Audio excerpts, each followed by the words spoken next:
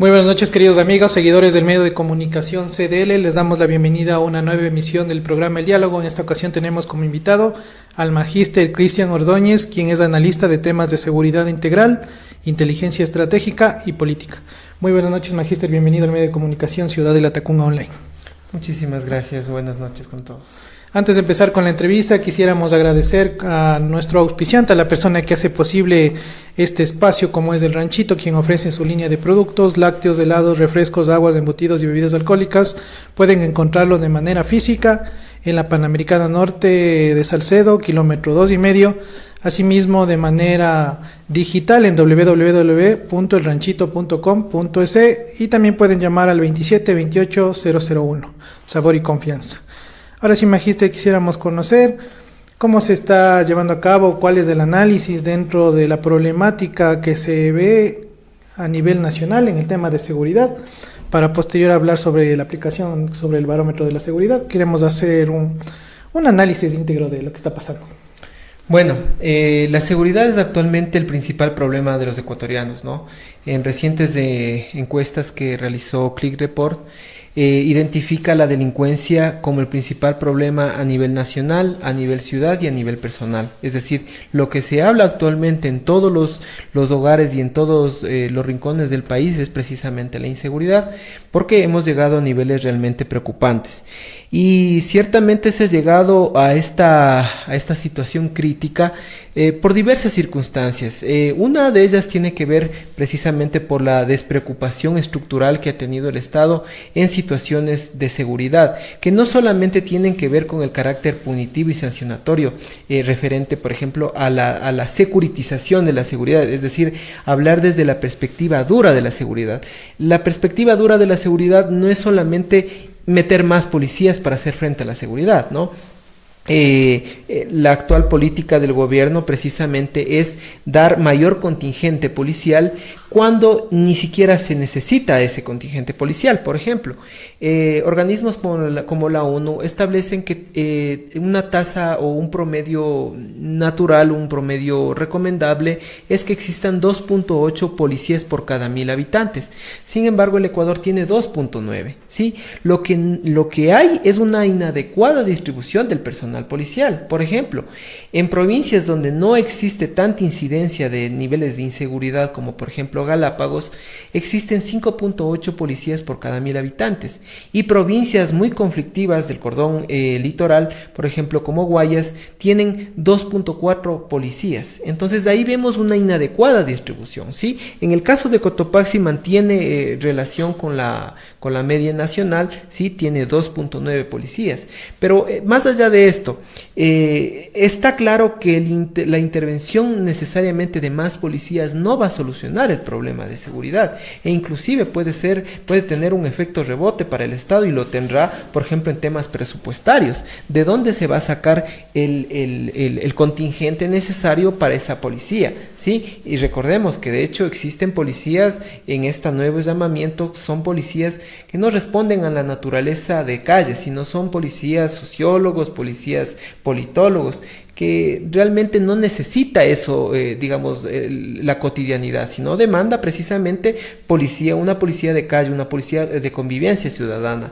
Ahora, dentro de este contexto, es decir, que existe contingente, pero las estrategias no están siendo adecuadas para combatir esto de la delincuencia. Justamente observamos que, no sé si estoy bien o mal, en el tema de las movilizaciones se puede observar un gran contingente policial en las ciudades, inclusive en los centros de las ciudades, precautelando los bienes del gobierno, pero cuando es un día normal, los policías casi no se aparecen. Entonces, estamos ocupando las estrategias mal. ¿Cómo pueden optimizar esto? Sí, bueno, esa es una de las estrategias y es importante, pero no es determinante para entender la actual problemática de seguridad.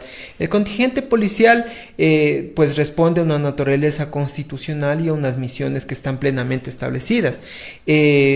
La otra alternativa que está buscando el gobierno, justamente ayer ingresaron las enmiendas para debate en la Asamblea Nacional para insertar a las Fuerzas Armadas en apoyo complementario a la Policía Nacional y hacer frente. Es decir, seguimos buscando buscando en las fuerzas de seguridad el problema para la solución de la seguridad. Y esto puede ser un poco contradictorio, pero detrás de los fenómenos delictivos, por ejemplo, hace 2 semanas hubo un asesinato de un miembro policial por parte de menores de edad. Entonces, detrás de ese hecho delictivo existen otros fenómenos de carácter social, económico, político inclusive, que muestran una descomposición y un desabastecimiento del Estado hacia esas poblaciones, ¿no? ¿Qué pasa con, por ejemplo, el tema de la inserción escolar, la deserción escolar? ¿Qué pasa con la provisión de servicios básicos? ¿Qué pasa con temas de violencia de género, temas de empleo, temas de desempleo? Esos factores son los que nos ayudan a entender la problemática de una manera estructural, de una manera sistémica, que haga frente a todos los factores que generan la inseguridad y no solamente al más quizás al más político visiblemente o al que mayor rédito me dé, sino que hagamos frente a temas que quizás no dan réditos políticos inmediatos, pero que son que tienen una proyección y una incidencia muy determinante en entender la seguridad. Tomando en cuenta estos factores que se tendría que trabajar desde la raíz, se podría decir, se tenía que crear una sociedad desde abajo para que las personas que ya crezcan puedan generar otro tipo de ambiente y ya no haya delincuencia.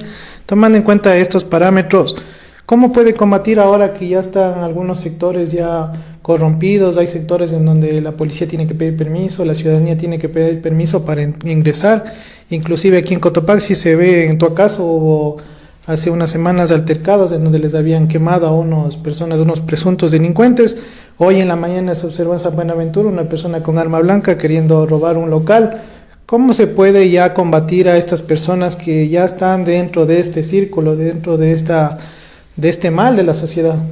Bueno, ahí hay que hacer un enfoque integral, ¿no? No puede partirse únicamente con una perspectiva securitista, eso hay que tener muy claro. El enfoque integral tiene que ver con la preocupación de las necesidades reales de la población, ¿sí?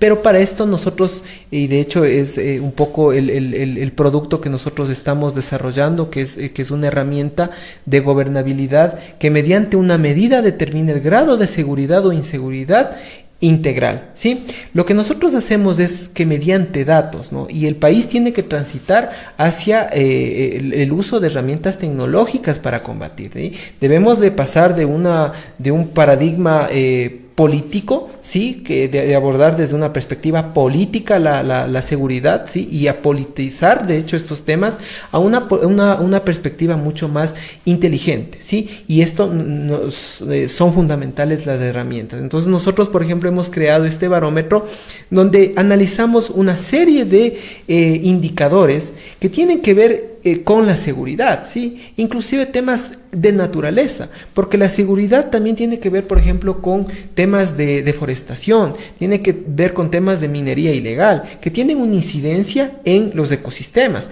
pero también tienen incidencia, por ejemplo, en el tema del cambio climático, en el tema de lluvias, en el tema de clima. Entonces, esos elementos, al entenderlos dentro de un sistema, nosotros sacamos un número índice. Este número índice nos determina cuán segura o insegura es una provincia.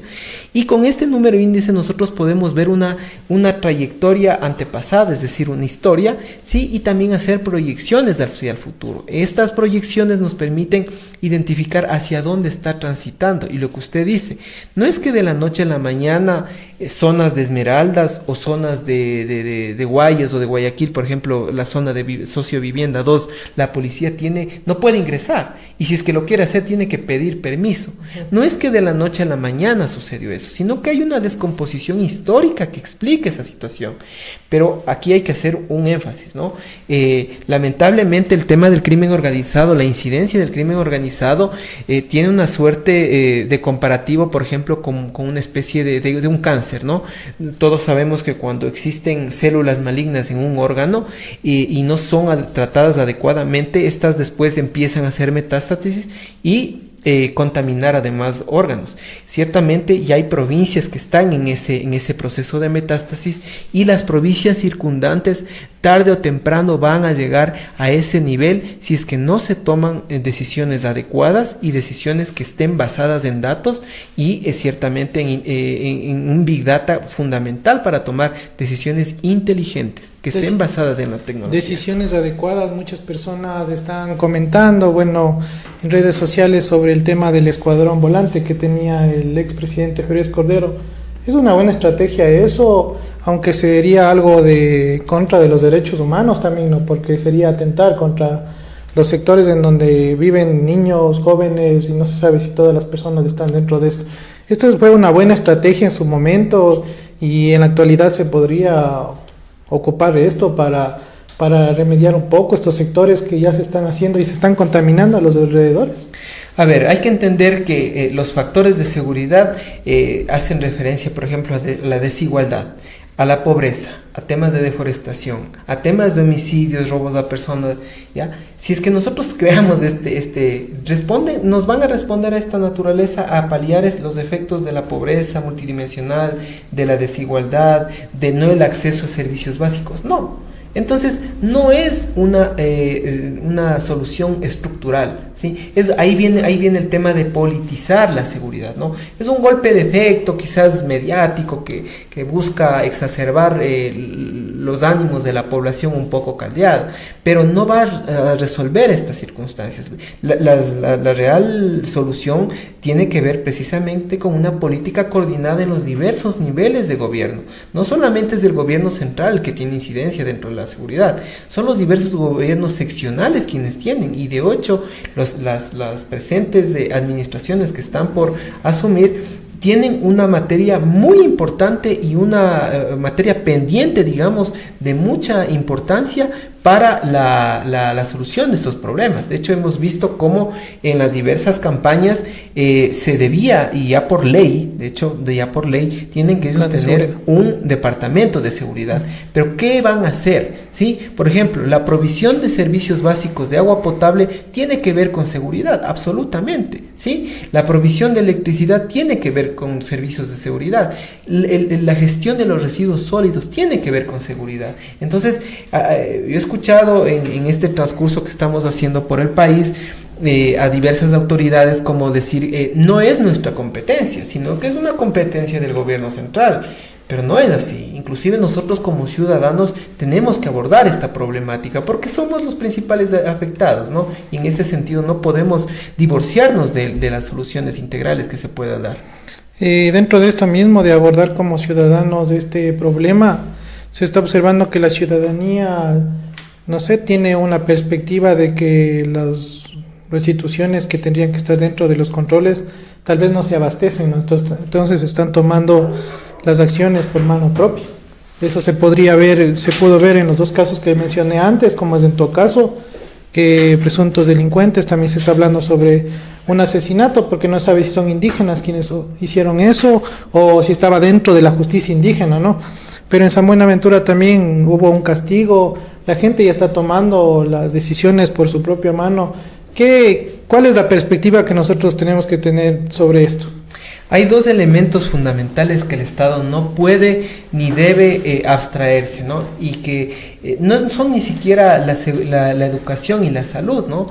Porque inclusive si nosotros vemos la provisión de servicios de salud y de educación cuando son privados, tienden a ser mejores. Pero hay elementos que no pueden privatizarse y que tiene el Estado neurálgicamente que hacerse cargo. El primero es la justicia, ¿sí? Porque si no, más allá de una situación práctica que pues, lamentablemente está sucediendo a nivel del país y que ha sucedido, si usted contrata un juez, paga, digamos, un juez privado para que juzgue un caso común, pues usted va a tener una incidencia. La justicia tiene que ser tomada en este caso y administrada por el Estado. Y el otro aspecto es la seguridad. El Estado, un Estado que no controla ni la justicia ni la seguridad, no puede desarrollar ninguna otra actividad, inclusive actividades económicas. Estamos viendo en Esmeraldas, por ejemplo, que llega a una determinada hora de la tarde, 5 de la tarde, 6 de la tarde, y los negocios cierran totalmente porque tienen temor a represalias, a temas de vacunas, y básicamente eso incide en la economía. La seguridad es un aspecto ciertamente intangible, no es material, pero sentimos cuando estamos en inseguridad. Entonces, si es que nosotros no hacemos frente de una manera inteligente, de una manera anticipatoria, ¿sí? Las instituciones de seguridad no están necesariamente para anticipar, sino para reaccionar. Es decir, la Policía Nacional viene el momento que sucede el hecho delictivo, y de hecho esa es su naturaleza, ¿no? Pero existen otras acciones de carácter mucho más estructural y de otras instituciones que quizá no dan réditos políticos, pero que inciden en los niveles de seguridad. Por ejemplo, Cotopaxi es una provincia que dentro de la escala de nuestro barómetro es una provincia segura, ¿sí? Porque tiene niveles adecuados, en este caso, de los indicadores, de los diversos indicadores de seguridad ciudadana, ¿no? Por ejemplo, la tasa de homicidios está alrededor de 2.7 homicidios por cada 100.000 habitantes, y en Tungurahua nomás tenemos una tasa de 6,17. Entonces ahí vemos que existe una mayor inseguridad, digamos, en la provincia de Tungurahua, y estamos aquí a 1 hora aproximadamente.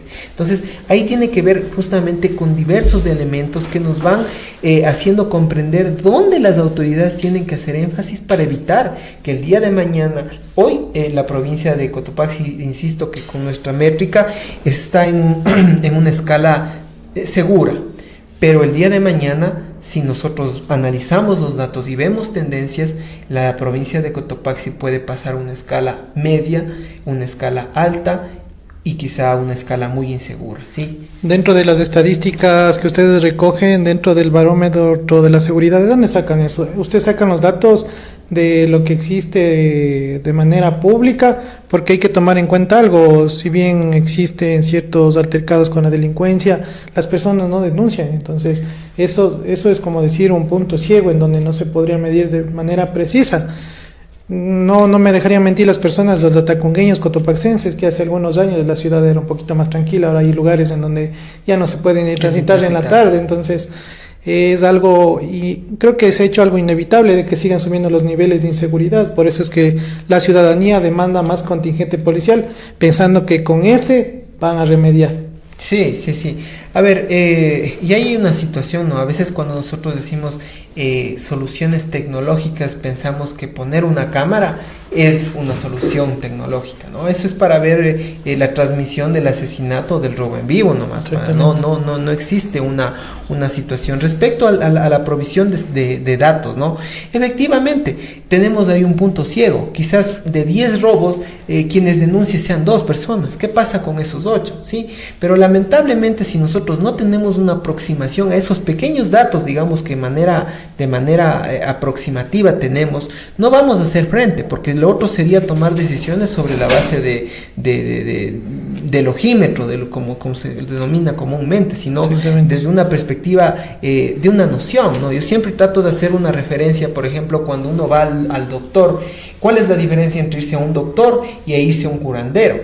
El curandero pues utiliza sus herramientas un poco desde la creencia, o le dice tiene temperatura topándole la frente, pero un médico utiliza instrumentos, utiliza escalas mediante exámenes. Entonces le dice usted tiene determinado nivel de glucosa o de azúcar, lo que sea, pero eso lo hacen con exámenes médicos donde intervienen las matemáticas, los datos. Nosotros buscamos insertar esa lógica acá, es decir, que nosotros tengamos datos, y para eso es necesario tener estos datos. Es un primer paso que tiene que darse. Absolutamente, el margen de error que habrá tenido el primer termómetro inventado hace 100 años, con el margen de error que tenemos ahora, hay una importante brecha. Pero si no llegamos a tener la primera incidencia en los datos, muy difícilmente vamos a tener un diagnóstico real o aproximado de lo que nos está sucediendo en nuestras ciudades. Ahora, la ciudadanía tiene incredulidad sobre el tema de los procesos. La Policía Nacional, en reiteradas ruedas de prensa, habla de que ellos aprenden al malhechor, al presunto delincuente, pero el tema de los procesos ya judiciales son los que los liberan. ¿Qué es lo que está pasando ahí?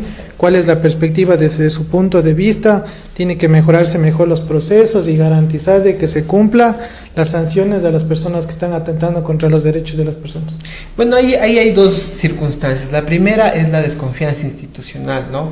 En cuando la policía, inclusive entre propias instituciones de seguridad, existe desconfianza, ¿no? Y existe a veces un ocultamiento de la información.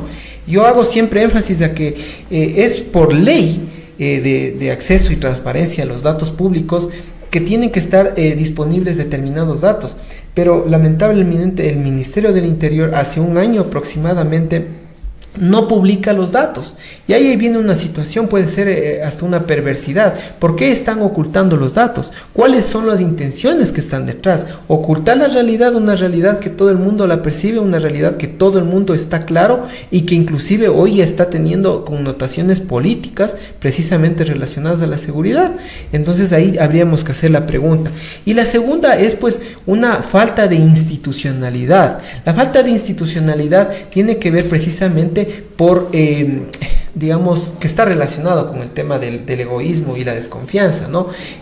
Cuando no existen adecuados procesos de transparentación de la información y de traspaso de la información. Sí, nosotros tenemos aquí, estamos viendo, por ejemplo, en las transiciones de los alcaldes salientes y de los alcaldes que están ingresando, vemos que existe el ocultamiento de la información y los procesos, pero debemos pasar de esa lógica personal, política, a ver una lógica institucional, porque precisamente ahí en esos huecos es donde el crimen organizado tiene mejor organización, tiene mejores procesos, por llamarlos de alguna manera, y aprovecha las debilidades que tiene el Estado y hace frente a estas circunstancias, ¿no? Dentro de yo mencionaría incredulidad institucional, está también la policía, los entes serían de seguridad. Por hechos o por factores históricos de la policía, que ha habido tal vez personas que están dentro de la institución que han estado delinquiendo. Se ha visto últimamente personas involucradas en femicidios, por ejemplo, el caso mediático. También el tema de los paros, es cuando la institución queda golpeada porque tienen confrontaciones con la ciudadanía. ¿Cómo pueden recobrar esta credibilidad ante el pueblo para que ellos confíen y puedan llamarles? ¿Cómo podrían hacer desde la institución y desde entre el gobierno también? Bueno, en primera instancia hay que decir, y en honor a la verdad, que la Policía Nacional no es la culpable del actual problema de inseguridad. Es una institución que está encargada o la más familiarizada, digamos, con el tema, pero no es la única responsable. Aquí hay una descomposición, insisto, del Estado. Existe una despreocupación histórica del Estado para hacer frente a estas circunstancias, ¿no? Y bueno, en el tema político, lamentablemente ahí precisamente existen la politización de las instituciones, y eso genera una desinstitucionalización. Ahora, la penetración del crimen organizado a nivel institucional se da en todo nivel, ¿sí? Hemos visto...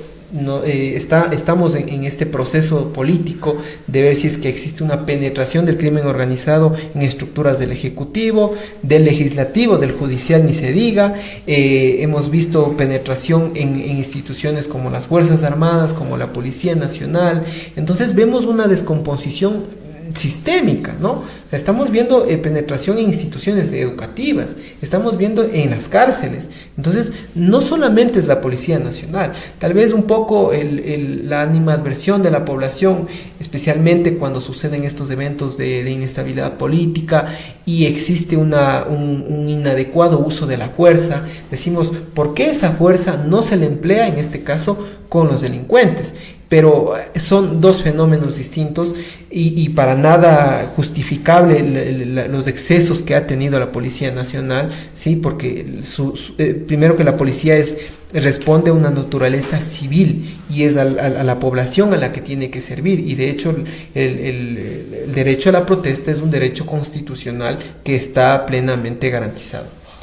Para la etapa final quisiéramos conocer cómo la ciudadanía, cómo tal vez los posibles ya, o las personas que se van ya a postular, a poner, sería en este caso los candidatos ya alcaldes, autoridades seccionales en este caso. ¿Cómo pueden conocer esto para poner estrategias para cada uno de los cantones, de las provincias, estar inmerso dentro de las estrategias para paliar este mal de la sociedad, ¿no? Que necesita que se tomen acciones concretas?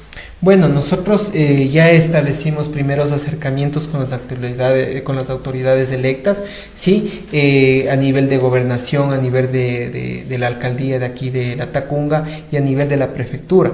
La idea es que en este caso la provincia maneje un mismo lenguaje adecuado para la generación de estrategias que nos permitan hacer frente. Listo, muchísimas gracias. Quisiéramos que para finalizar le deje un mensaje a la ciudadanía y también que nos deje dónde puede encontrar este barómetro de la seguridad, si puede ver las estadísticas, estrategias que ustedes como organización, si tienen una organización, puedan conocer, para más que todo estar partícipes como ciudadanía también. Bueno, el Grupo Barometeg es un grupo de profesionales y académicos, expertos en seguridad, que tienen experiencia en Fuerzas Armadas, Policía Nacional, en diversas universidades del país, y estamos conscientes de la problemática. La herramienta la estamos desarrollando, es novel, no es una herramienta que existe en el país. Ciertamente nosotros estamos dando ese paso de innovación y hemos desarrollado ciertamente hace reciente tiempo. Estamos presentes, tenemos nuestro portal web, ¿sí?, que está en la web, tenemos nuestras redes sociales en Facebook como Grupo Barometeg, en Twitter como @grupo_barometeg, estamos también en YouTube y estamos generando en este caso los acercamientos con los diversos niveles de autoridades, ¿sí? Y el mensaje a la ciudadanía, bueno, es que existen soluciones que se están haciendo frente para evitar que el Estado caiga en una situación fallida, es decir, donde ya las condiciones de inseguridad lamentablemente se hayan hecho de la total tranquilidad y nosotros tengamos un estado invivible. De hecho, vemos cómo los fenómenos migratorios actuales tienen también incidencia en seguridad, tienen con la inseguridad básicamente. Entonces, a la ciudadanía, que existen propuestas que estamos haciendo y que todos desde nuestro marco de acción somos responsables de una u otra manera. Con nosotros estuvo Cristian Ordóñez, quien es analista de temas de seguridad integral, inteligencia estratégica y política. Muchísimas gracias, Magíster, por darse el tiempo para darnos a conocer este importante aplicativo y para conocer cómo está el entorno de la seguridad en el país, en la provincia y en el cantón. Muchísimas gracias a ustedes. Antes de despedirnos, quisiéramos agradecer una vez más a nuestro auspiciante El Ranchito, quien ofrece su línea de productos lácteos, helados, refrescos, aguas, embutidos y bebidas alcohólicas. Pueden encontrarlo de manera física en la Panamericana Norte, Salcedo, kilómetro 2,5. También pueden llamar al 27 28 001 y en el portal web pueden encontrarlo como www.elranchito.com.es. Sabor y confianza. Les invitamos a la siguiente entrevista, que vamos a tener aquí la presencia de la Empresa Pública de Movilidad de La Tacunga para hablar sobre el tema de los fotorradares.